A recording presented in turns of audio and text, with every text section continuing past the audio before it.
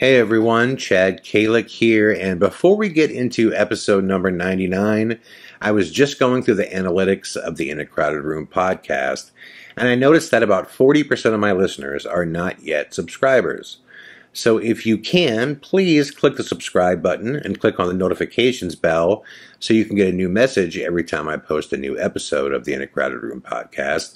And your subscription will also help me get closer and closer to the 10,000 subscriber mark, which we are just a breath away from, which is really, really rewarding because you guys have done an amazing job of spreading the word about the In a Crowded Room podcast. So if you can, really quickly, hit that subscribe button, click that notifications bell, and let's reach that 10K mark. Having said that, let's get into episode number 99.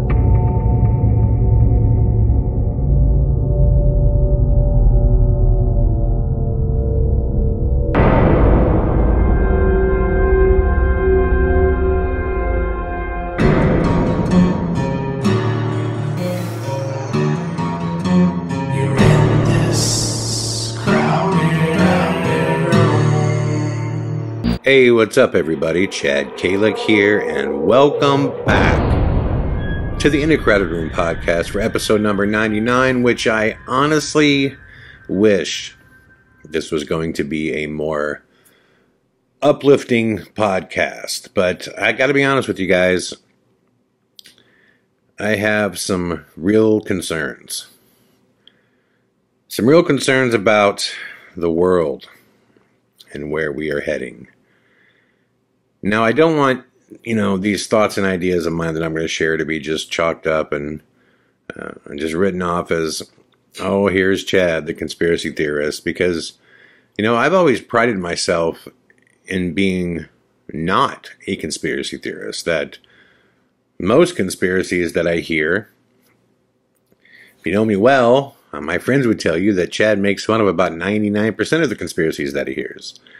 I was, one of the first people to laugh his ass off at the flat earth conspiracy. And I'm not going to go down the list of so many different conspiracies that I've heard over the years that I've just thought were ridiculous. And even when it comes to the paranormal, although I do believe, like in ghosts, for example, I've also said before that I think that ghosts, I think the day will come where we find out that ghosts are nothing more than future science, that we're talking about multiple dimensions.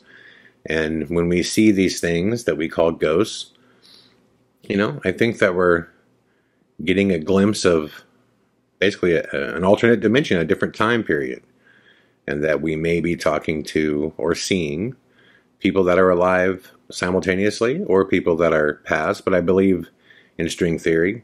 I believe that there is a scientific element to what we call ghosts. I believe ghost is just a descriptive term because we don't know what else to call these things that don't make sense, right? Like, if you hear footsteps in another room and nobody's walking around, is that a ghost?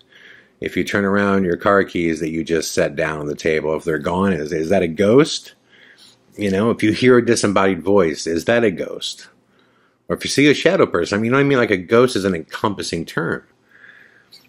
But, 99% of the things that I see on the web, I completely discount. I can tell you that 99% of the things that I see on television, I can tell you are fake. And if I ever decide to make a podcast about exposing the other well-known people in this field for certain pieces of evidence, I would break some hearts.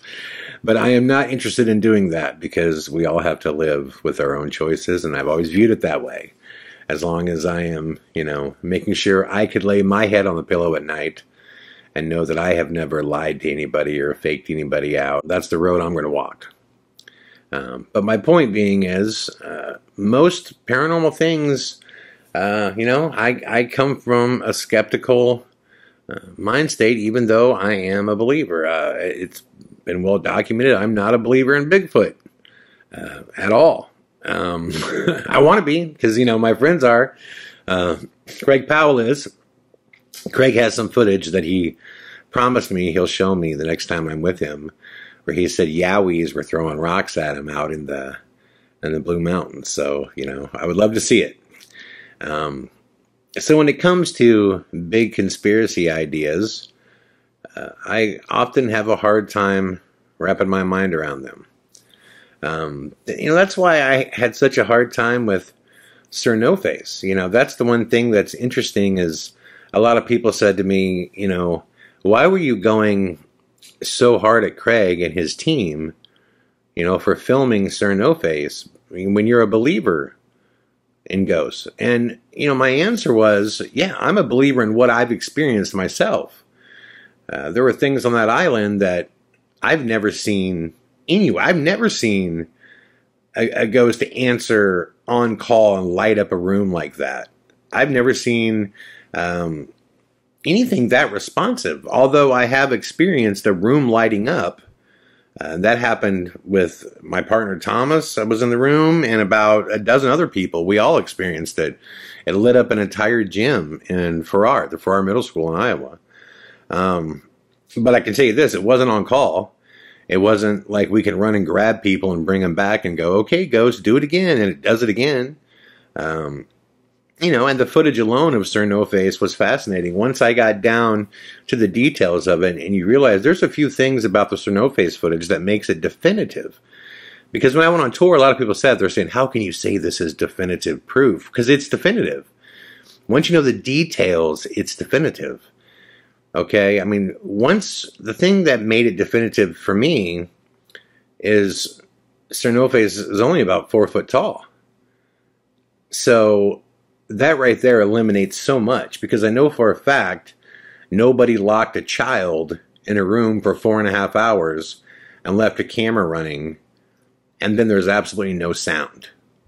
If you look at the recreation footage of Craig walking around, you can hear every move they make. And then when you watch the Sir NOFACE footage, there is not a sound. And I just know the building. I know, someone would have had to have locked a child in there and then put him in some kind of outfit and facial reconstructive something to make it appear that way. And then they would have had to say, yeah, don't stay somewhere for 4.5, almost 5 hours. And when you move, figure out how to not make a sound. I mean, there were just, when you put it all in context, yes, I found it to be definitive. But you got to remember, when I first saw the footage, I didn't know all the context. So part of the investigation was getting to that. It was getting to that place where I had to, know the details to discern what I'm looking at. And part of that was also getting to know Craig and his team and, trying to determine if they were honest people, if they would have figured out a way to fake this. So that's why, and I think Craig knew my reputation well enough to know that either way, I would have told the truth. If I would have found out that he was lying or faking it, then I would have made a documentary about nailing him to the wall. I would have exposed him to the world as the biggest fake known to man. Because I definitely would have issue with somebody trying to sell me that something is fake, and then saying, no, it's real, and then allowing me to do a documentary and then trying to fool me on film. I would take issue with that, because I would view that as you trying to take food off my table. You're trying to destroy my credibility. But that's why I went so hard at Craig, because I had just never seen anything like that before. And as you guys know, as we've continued to go down the road of that case, from Sir NOFACE into Two-Face and then now Phantom Rider, you have seen that there is definitely something conspiratorial going on. And the timing of all this is so bizarre. We have so much to discuss in this podcast, guys. Because I heard back from Skyfall. I emailed him and I asked him about all this COVID-19 coronavirus stuff. And we'll get to that later. I'll tell you what his response was. But I want to go back in time here a little bit. When I first heard that Alex Jones was deplatformed, I was shocked. I was completely shocked. Because the reasoning behind it, they said, well, he was deplatformed because he was pushing all the conspiracy theories about Sandy Hook, in which Jones said, well, it was all fake, it was all staged, it was, basically a false flag, to basically go against the NRA, and it was another reason to say that we shouldn't have guns. And, look, I honestly think Jones was completely wrong, and most of the things that Alex Jones talks about, I just feel like he's so far out there that it gets hard to take him serious at times. But what was shocking to me is I'm like, well, the real conspiracy here is that all these independent companies clearly got together and they all decided at once that they were going to deplatform him. And in today's world, if you want to speak to the world, if you want your voice to be heard, that's the way we do it. We do it through social media. And I'm thinking, wow,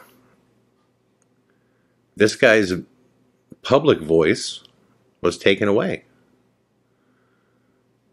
And it was just shocking to me because America is just built on that protection of speech. But man, look, the Constitution was written to protect unpopular speech, not popular, unpopular.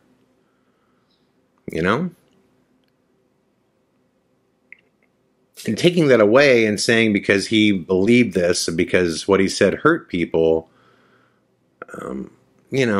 Alex Jones was also the first one, to bring out the Jeffrey Epstein story. I mean, he brought that out a decade ago. I mean, like a decade ago, he was talking about the Lolita Express and Epstein's connection to, intelligence. I think it was Mossad he was talking about.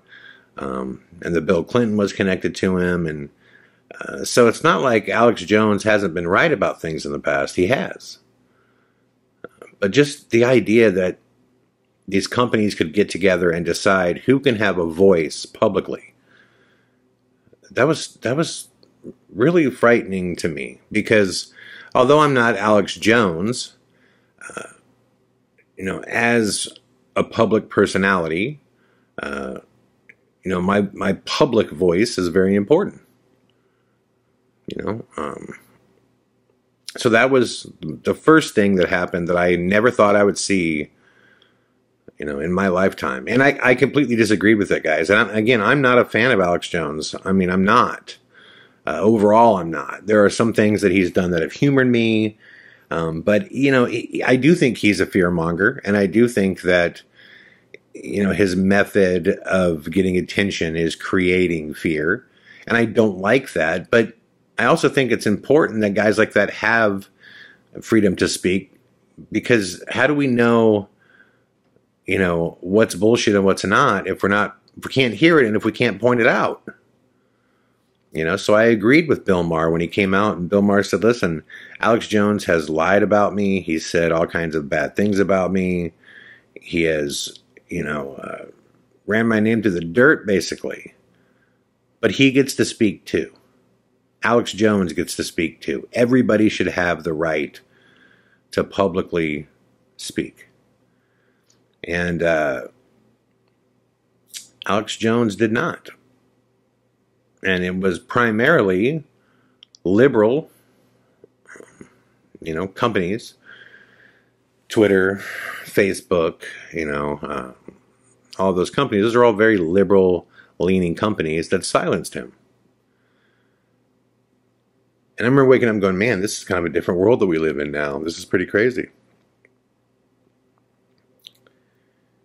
Then I woke up one day and I heard that YouTube announced that they were going to start demonetizing and deleting conspiracy videos. And I'm like, whoa, why? Why? And there was some really ridiculous reason that was given. It was basically like I said, they used the flat Earth conspiracy as their kind of low-hanging fruit to pick on. And, they're like, this type of misinformation, we don't want that to be associated with our platform. And, we don't want to go backwards, basically, when it comes to intelligence. And again, I remember thinking, well, how do you know what's true if you have nothing to compare it to, right? If I say the world is round and someone says, no, it's flat, then it's up to me to do the research to find out why I feel the way I feel.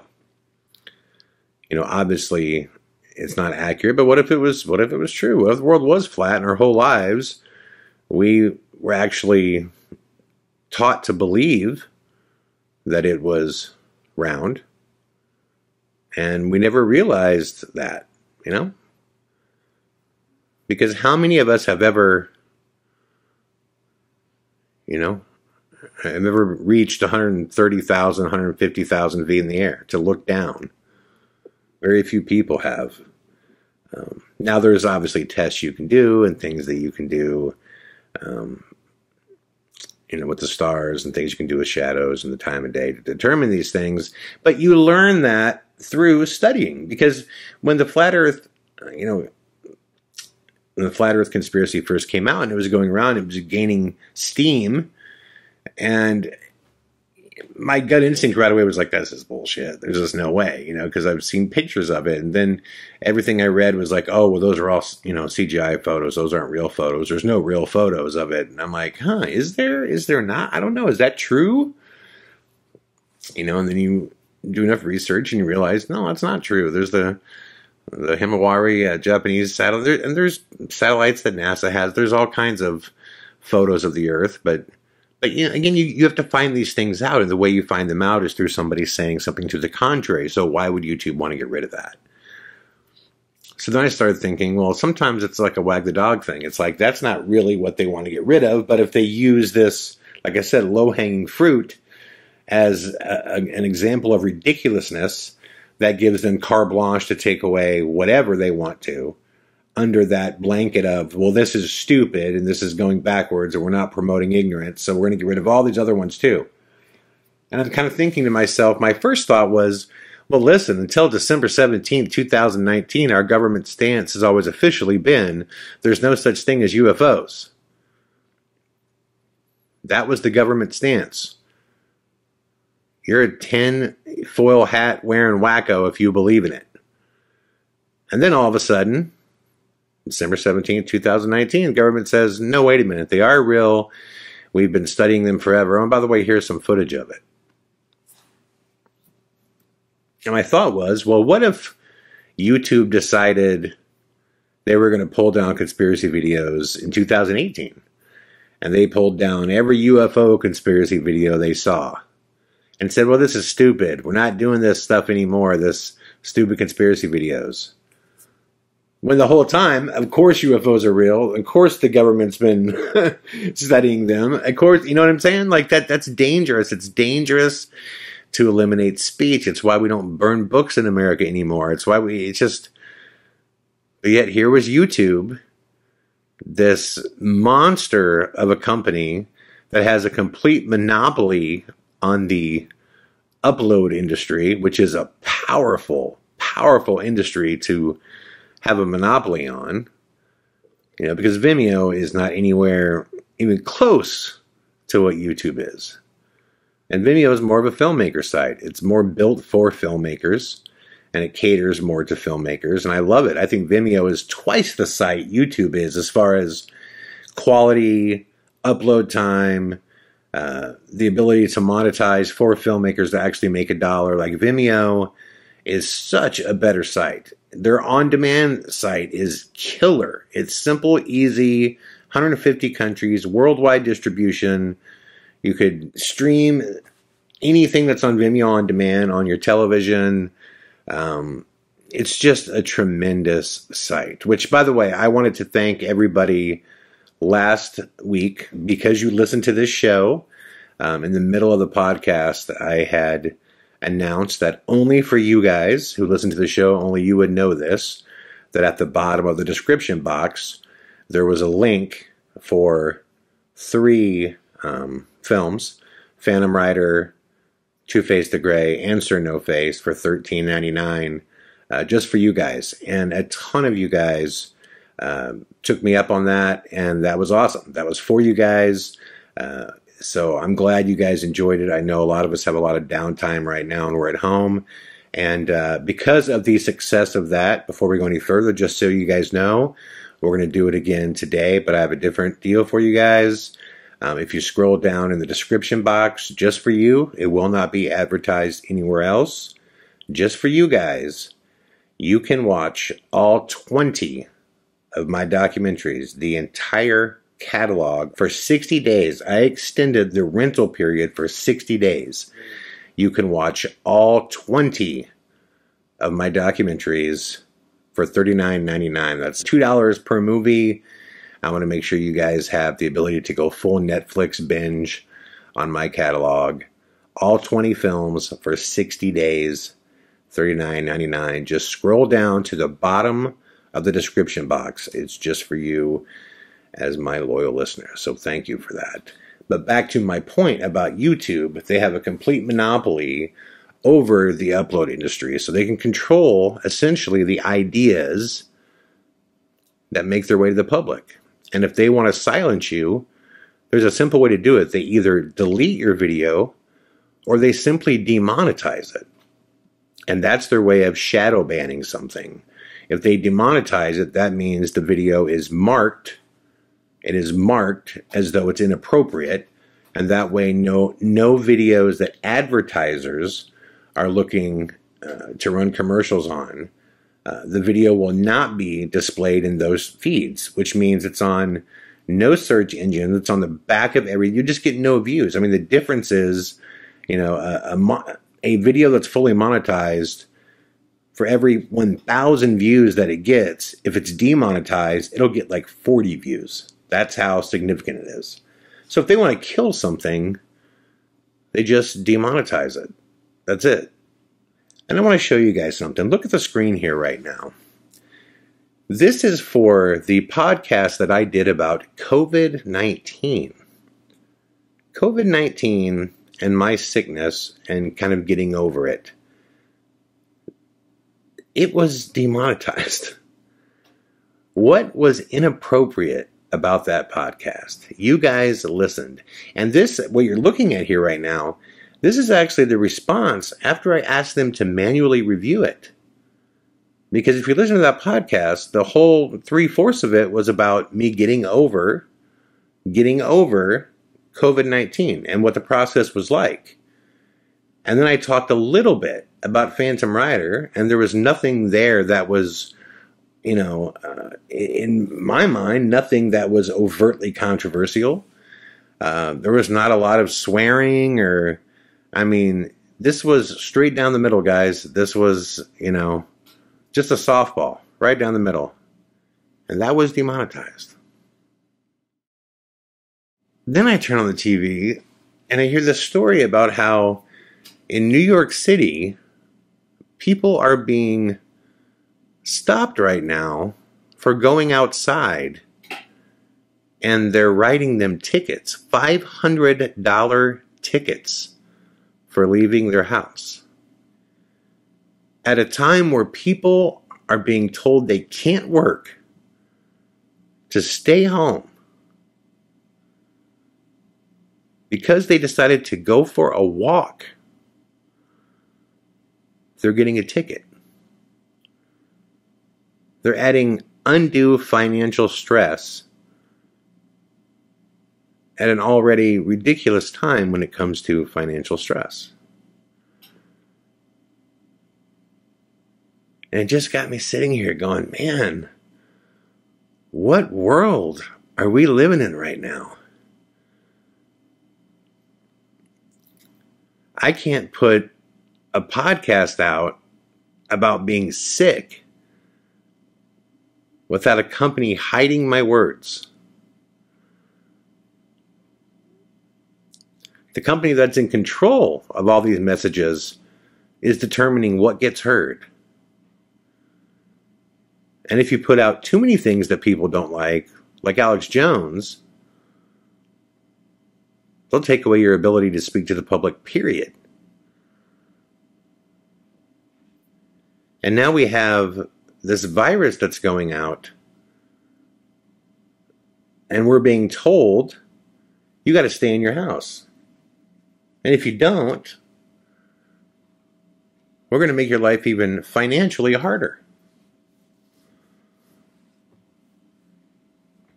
And then you turn on the news and you hear,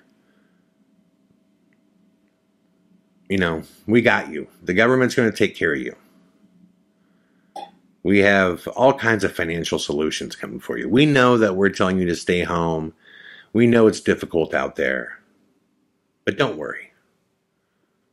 We'll take care of you financially. Well, let me get into some of this, because call it my own intuition, call it my own investigative mind as a journalist, as a storyteller, as a documentarian.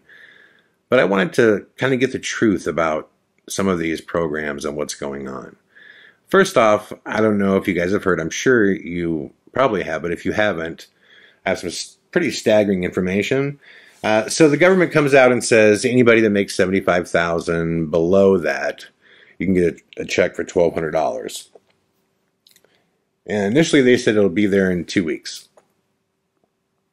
And then that changed. Then 2 weeks went by, and then they said, okay, it'll be there another 2 weeks, and that went by, and now they're saying it'll be there in 3 weeks.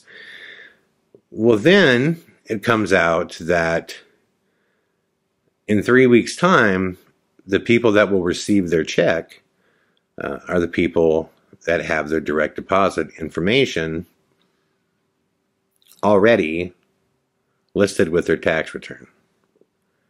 And if you don't, then it could take up to 5 months. You heard that right. 5 months to get your check. Now, the reason it could take up to 5 months is because roughly 60% of the country does not use direct deposit for their tax returns. 60% of the country. And the IRS can only cut 20 million checks per month. That's it. 20 million checks. Now, the government knows this. They know this when they sign the bill. They know this when they get on TV and say, checks are coming, everybody.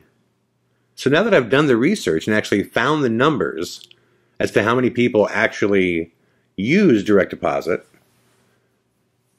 you tell me, how much sense does it make to say, we're going to give you $1,200 for what could be 5 months. 5 months of unemployment, because we don't know when this will end. But the government says, don't worry about that, because we have a couple programs that are just going to kick ass and you're going to love them and they're going to take care of you. And one of them is a PPP loan, and one of them is an EIDL loan. Now let's start with the EIDL loan. That's Emergency Disaster Relief Loan. Well, I first heard about this because supposedly, just for applying for this loan, if you just apply, whether you get the loan or not, or if you want to take it under the terms that they present to you, it doesn't matter, because no matter what, just by applying, within 72 hours, the website says, and the actual bill that was signed, just by applying within 72 hours, you will get a $10,000 forgivable grant. Just a grant. $10,000 to a small business just by applying. When I first read it, I was like, am I reading this correctly? This can't be correct. But then everywhere I looked, yes, yes, yes. I'm not looking to add like debt to my company, but if someone's going to be handing out $10,000 checks to help the short term here, let me apply for this then. So I applied for it. And it says 72 hours. In 72 hours, you will receive your grant, your Emergency Disaster Relief Grant. I'm like, okay, no problem. Let me wait and see what happens here. So first off, it takes me, 9 attempts of applying online because the website's literally crashing as I'm using it. Like, you only get 2 steps in, crashes, 3 steps in, crashes, and it's just crashing over and over again. So it takes forever to apply. And then you finally get through, and they give you your number, and your application was a success. Here's your number. Someone will be in contact with you. So that was on last Sunday. So I'm thinking by Wednesday, someone's going to get a hold of me. Wednesday comes, nobody gets a hold of me. Thursday comes, nobody gets a hold of me. So then Friday, I decide, you know what? I'm going to actually try to call the SBA. And that's who's actually giving out the loan and the grant, the SBA. So it takes me probably 2 hours to get somebody to answer the phone. But I finally get this wonderful, wonderful girl on the phone. She sounded pretty young, actually, but she was great, though. She was a wonderful personality, and I could tell she was under a ton of stress, So I introduce myself to her, and I say I had, applied for the loan online, and I was just wondering, is this accurate? Because it says within 72 hours of, applying, that this disaster grant, is supposed to be deposited into your account. The application actually asked for the routing number and the bank number and your account number.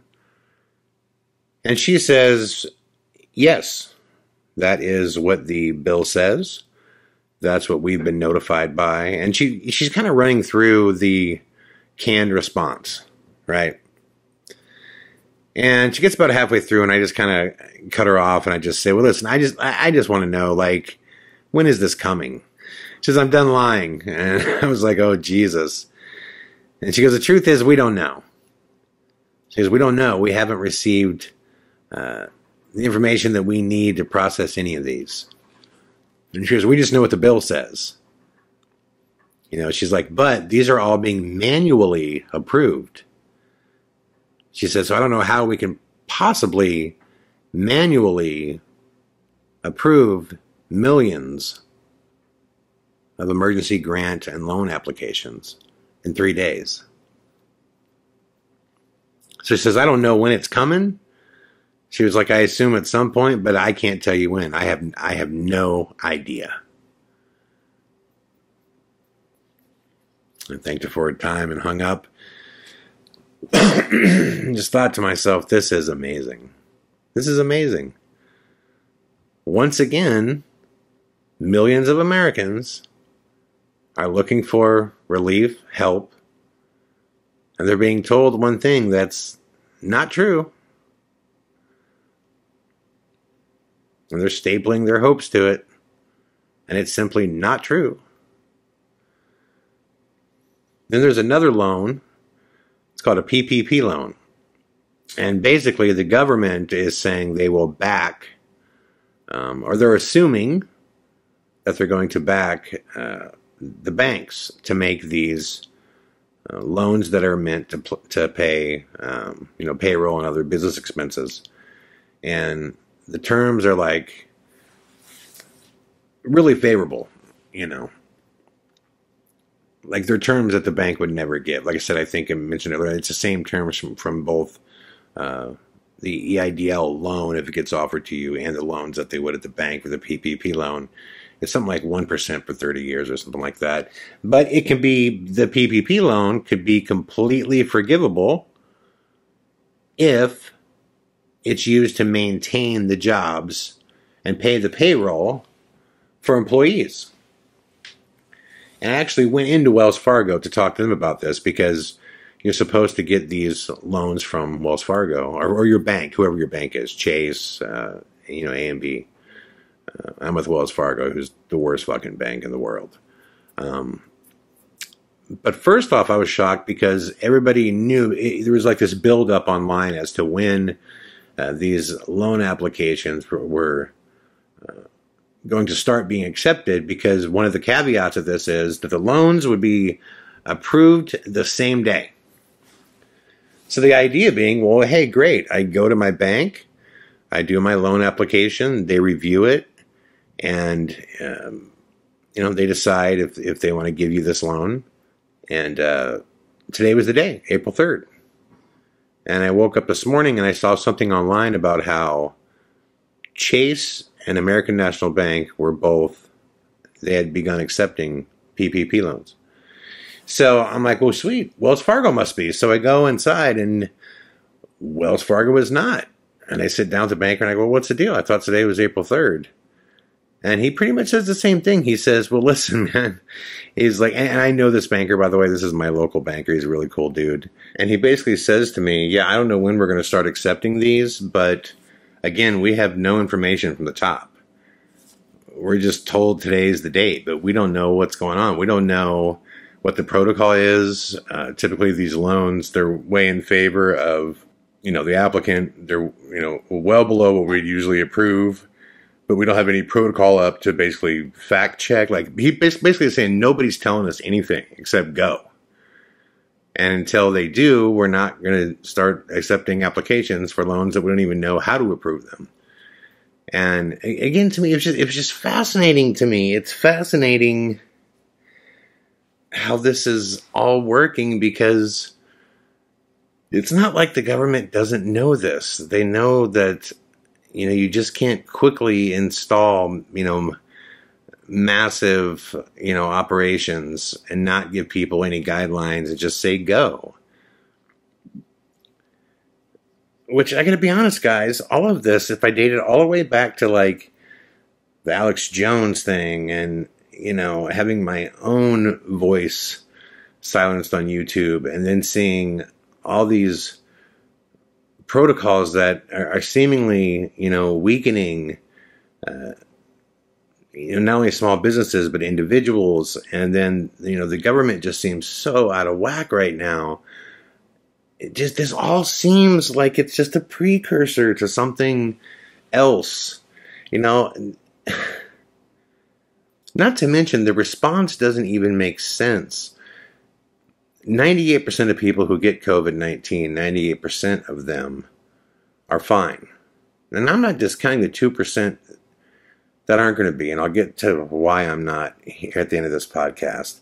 Because, man, as I said in the last podcast, those people matter. It is so wrong to just disregard old people or older people, who gives a shit. Because everybody does. Everyone has a dad, a mother, a grandma. And those final years of their life are so very important for a million reasons. So I'm not discounting that. But I guess what I'm saying, if 98% of the people that get this are okay, then why create a situation where the hospitals are just overblown with people and are just crowded with people in which 98% of them are going to be okay? The reason the hospitals are overwhelmed is because hardly anybody right now who gets the sniffles, or a croupy chest is running to the hospital. And if they weren't, and if the hospital was only dealing with the most severe cases, if that was all they were dealing with, it would be much more manageable. But when I got COVID and I called and talked to the nurse, she said to me, there's a 7-hour wait at the ER room. A 7-hour wait. Now, there's not a 7-hour wait because 500 people were dying in the ER room that night. There's a 7-hour wait because people are so terrified. They're so terrified that they're going to get COVID-19 and die. So if anything happens, they're just going to the hospital. They're just going. It's the response to this virus is so disproportionate. It's so disproportionate. And back to the apex. I talked about the apex of this. they've only tested, in New York, I think I saw today that there's, 105,000 people in New York that are positive, but they've only, tested like 250,000 people. There's millions of people on that island. So this goes back to my original point, which is this thing's already swooped through. It's like they say, well, New York is the epicenter of the COVID-19. Well, the reason is because they're all being tested there.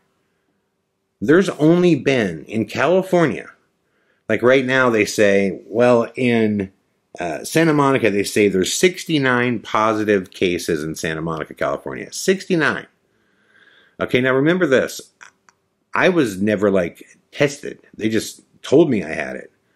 And then obviously all of the symptoms fell through the, no taste, no smelling, the high fevers, all that stuff like that. But they've only conducted 10,000 tests in Los Angeles. The reason New York is considered the epicenter is because they've done a couple 100,000 tests there. They've only done 10,000 tests out here in California. So, is New York the epicenter? Or is New York just where the most tests have been taken? New York is where the most tests have been taken. I guess my point being is that it's my belief that over the last 2 months, our country's been operating with COVID ripping through our country. But at that time, it was manageable because the fear monster was not alive and well. But right now, everyone is so terrified that they're running to the hospital the second they start getting sick. So the hospital's overblown. They're just overran with too many people there. I mean, I understood when I spoke to the nurse, I understood exactly what she said. She was like, listen, do you feel like you're going to die? No. How sick are you? Very. Can you breathe? Yes. Are you struggling to get a breath in? No, but I have a tight chest and I have croup. Okay. Do you feel like in any capacity that you could die right now? No. Okay, then stay home. And that's what they're telling most people that are at the ER room. Once they get them in there and they check them out, and they're like, okay, yeah, you're very sick. You have 103 temperature, and you can't smell or taste anything. You got some croup in your chest. You're good. Go home. Go to sleep. But this response is just, it'd be different if 50% of people who got this died. I would totally understand the stay in your house and don't leave thing. And it's not that I'm not taking it serious. I'm taking it dead serious. But I'm saying we've already taken an L. We were way late on this.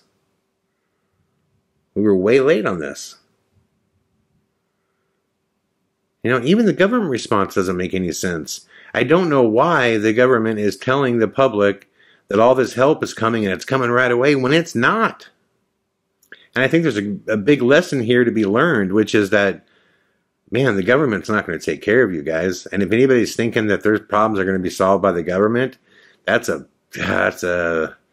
rough approach to be taken, man.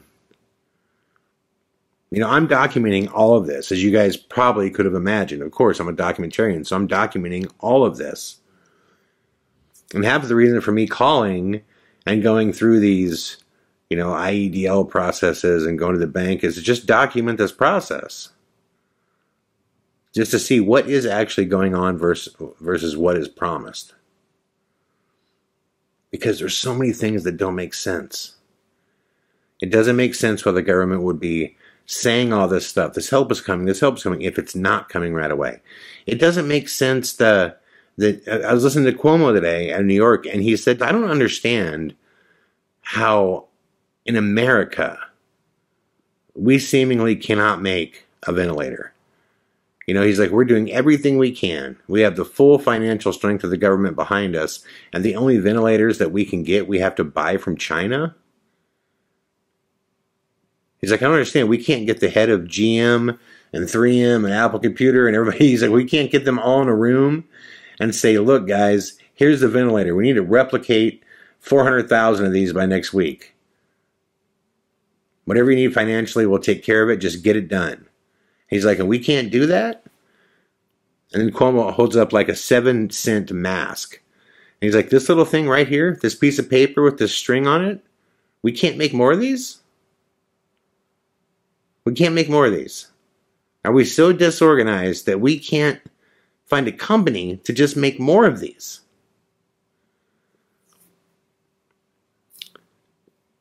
I just look at all of it, guys, and we have a changing country.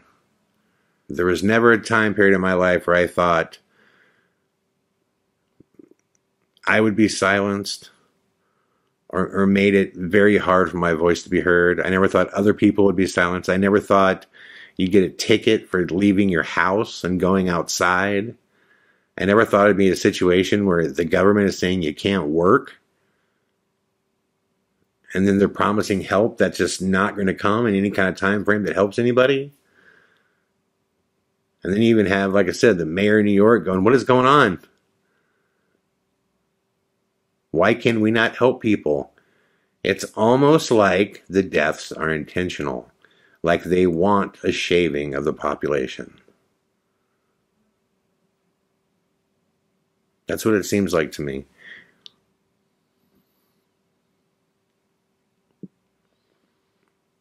You know, I wrote Skyfall, and I said, real simple, short and sweet, and I have not spoken to him forever.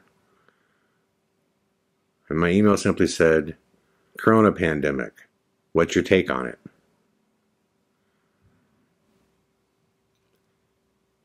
And he wrote me back and said, this is just a test. Now, to be honest, I thought that would be his response. I mean, first off, guys, what are the chances that America didn't know what was going on in China? I mean, if there's one country in the world that we monitor everything they do, I mean, they could tell you what President Xi had for breakfast this morning. You know, they knew exactly what was going on over there in China. That's what I'm saying. None of this is an accident. None of this is an accident. And, you know, as short and sweet as Skyfall's response was, I think it's because there's not much else to say. It is what it appears to be. This seems like a test to see how much we will do, you know, and how controllable we are via the media. And right now everybody's playing ball. But how long will we? Could it be that it's a test? That the checks and the money and all the stuff they're promising, that it's going to take much longer to get out there to people? Could it be that they're just testing the public to see the temperature and how long will we obey? What will it take to keep us in line? Seems like it to me. You know? Seems like it to me. I mean, I had COVID-19. Was it brutal? It wasn't fun, but it wasn't the worst thing I've ever had. Now, I know I'm not 70 or 60 and I don't have pre-existing conditions. I know all that stuff. But neither do most people that are affected by the flu. I mean, the flu kills 20 to 60,000 people a year. Just the normal flu does. So if this ends up killing 100,000 people or as high as 250,000 Americans, as they say it could be,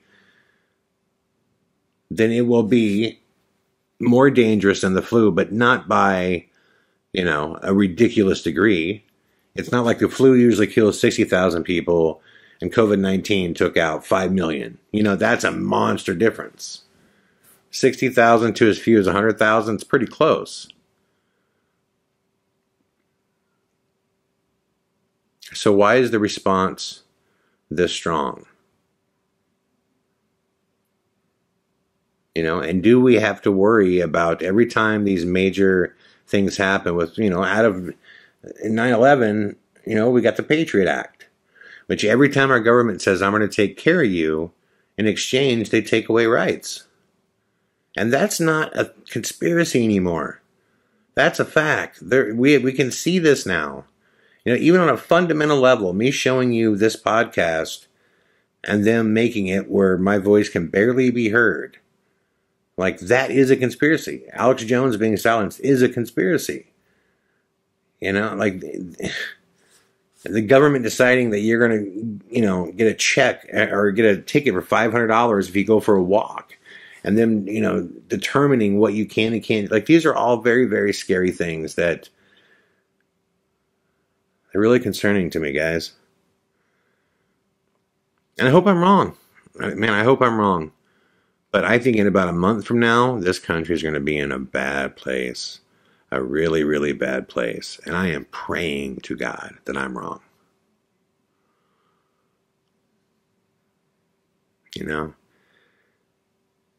And before anybody says to me, Chad, you're not taking this COVID-19, you're not taking this whole thing, you know, as seriously as you should be. You know, you had it, but you made it through. But, you know, there's people who are less fortunate to get it. And if you think that I'm not taking it seriously,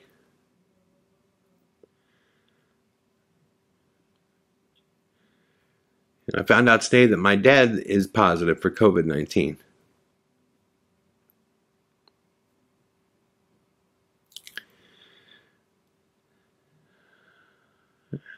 And as you guys know, my dad's doing really bad. And if I could heal my dad and have one more conversation with him, I would fucking give anything.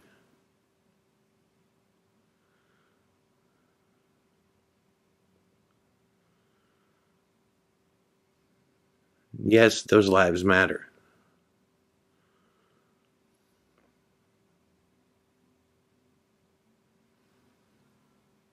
So not only is my father down to his final minutes, the hospital that he's in is no longer allowing visitors.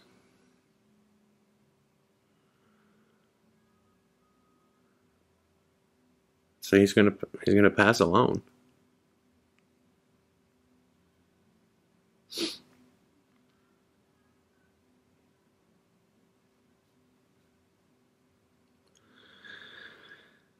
So I'm not saying in any capacity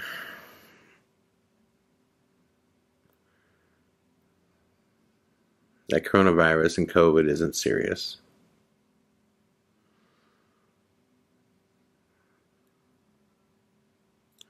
Of course it's serious.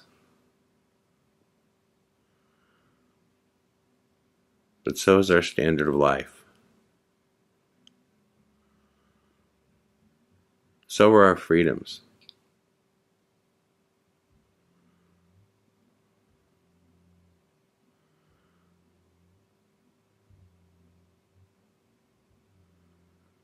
And if we're going to get through this, guys, we have to start counting on each other. And we got to help each other through it. And I hope that everyone is just not looking for the government to solve your problems, because that's not where the answer is going to come from.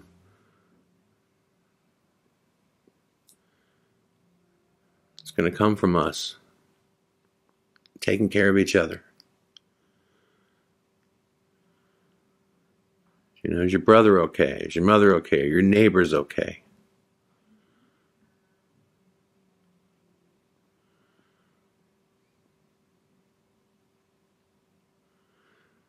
This is a crazy time in history.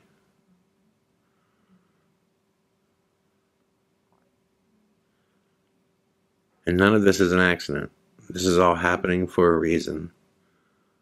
I don't know what that reason is yet, but it's happening. And we need to keep our eyes open and take care of each other. Thank you guys for listening to episode number 99 of the In a Crowded Room podcast. I'll be back tomorrow with more. All the best.